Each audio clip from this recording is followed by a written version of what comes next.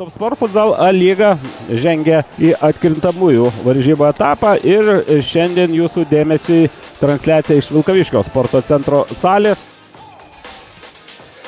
Gana rami rungtynių pradžia, o čia jau paimtas kamuolys ir dabar jau Bruklinas priekyje, smūgis į virpsą.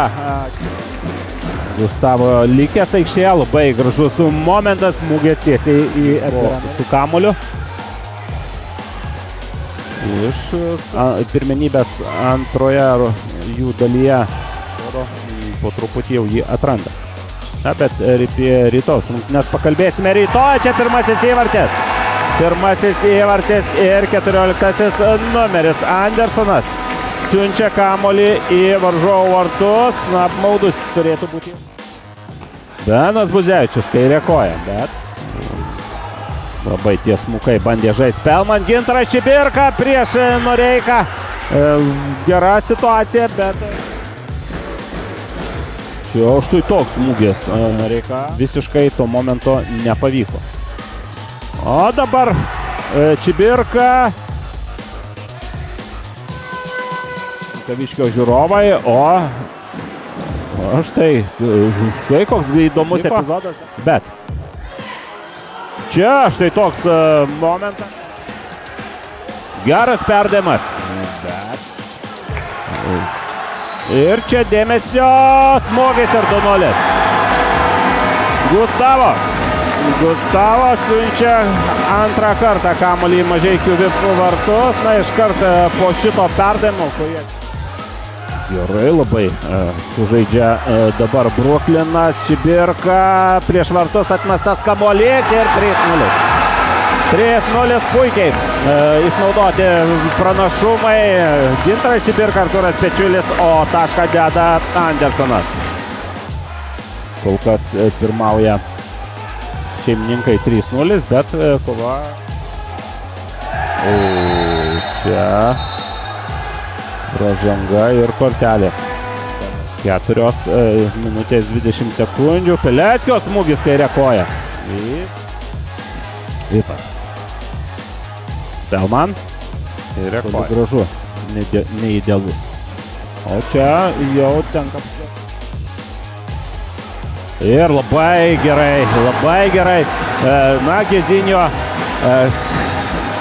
kaip suklaidino varžovus be kamulio. Pažiūrėsime turbūt greitai. Ai ne, ten buvo, atsiprašau, nemačiau vėlgi per stulpą. Čia dabar pažeidžia taisyklės. Smūgis ir įvartis.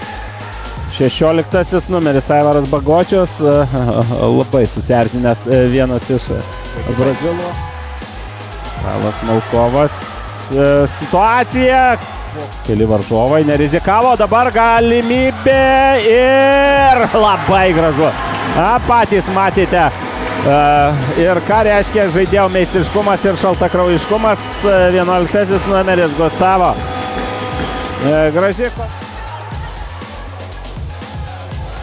Dar viena situacija, kuri net. Smūgis šalia vartų varžovų šios atakos metu. Dabar Bruklinas išbėga į gražią kontrataką. Andersonas, Daunoravičius perdavimą ir įvartis. Dominikas Daunoravičius į tuščius vartus. Gražiai sužaidė dabar ir pats Dominikas ir Andersonas, aišku. Ir Bruklinas daro viską, kad turbūt dar vienas smūgis pas Bruklino futbolininkus. Na, šį kartą labai lengvai atiduoda jį Andersonas, o Pavlas Malkovas kaip žuvis vandenyje. Narminevičius.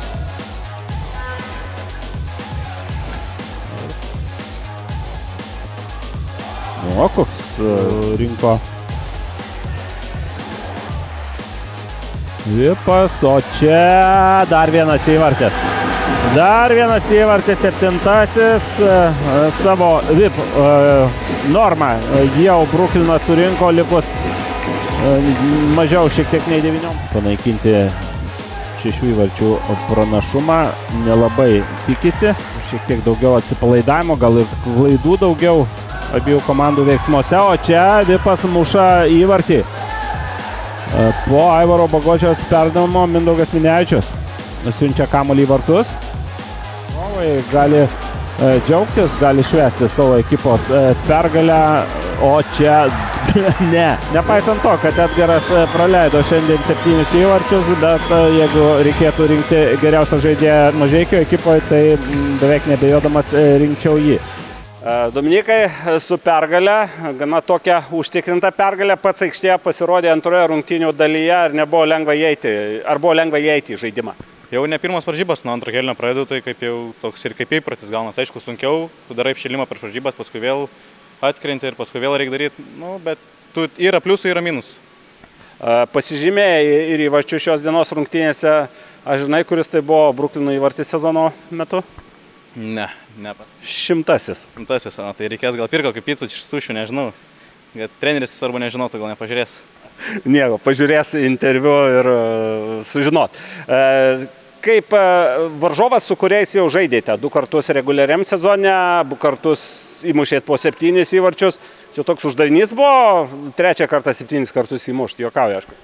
Ne, ruošiamės playoffam, ruošiamės VIPam, ruošiam visom komandom, ką dabar laimėjom namuose, išvyko reikia laimėti ir į pusfinalį, daugiau nieko. Neįskiriam, ta prasme, žaidžiam savo žaidimą, stengiamės kiekvienas rungtynės laimėti. Šiandien buvo nemažai tokių fizinių dvikovų, buvo ir kontaktų, buvo ir kortelių. Vėlgi, tai yra galbūt varžovų toks bruožas, kad nepaisant rezultato, nepaisant, kad 2-7, jie vis tiek kovoja žemaitiškai taip iki galo, nors ne visi komandoje tikrai žemaičiai yra.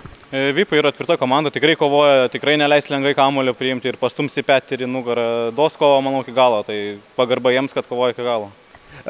Ko norėtum, ko laukia iš sekančių rungtynių, gal norėtum ne tik nuo antro kėlinio pradėti? Svarbiausia yra laimėti ir žengti pusfinalį, o paskui jau matysim. Na, Mindaugai, pirmas raundas boksininkų terminais kalbant ir jis baigėsi ne jūsų naudai. Kodėl, kaip manai, kodėl toks skirtumas nemažas, nors kovoti iki galo?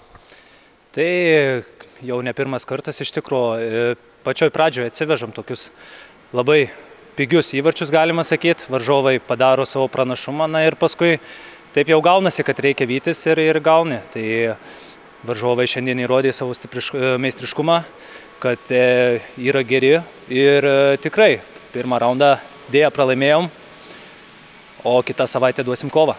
Na, būtent nepaisant skirtumo, kovingumas tai buvo tas dalykas, kurio iš jūsų komandos netimsi ir šiandien taip pat pademonstravot. Buvo nemažai net tokių, sakyčiau, nemažai kontakto vyriškų dvikovų. Ne, tai faktas, kad ir koks rezultatas bebūtų, mes stengiamės, atiduodam jėgas ir kaip tik yra tas impulsas dar labiau kovoti prieš tokius varžovus gerus.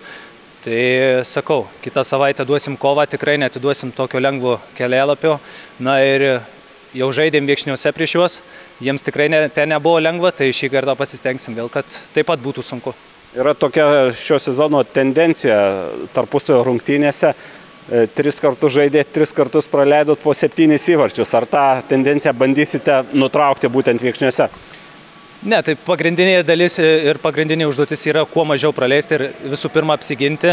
Na, bet iš kitos pusės reikia ir savas progas išnaudoti. Šiandien taip pat buvo tų progų, neišnaudojom, tikrai išėjom, buvo gerų kombinacijų. Varžovams pasisekė, atsilaikė, na ir savas progas išnaudojo, ko pasekoje ir toks rezultatas.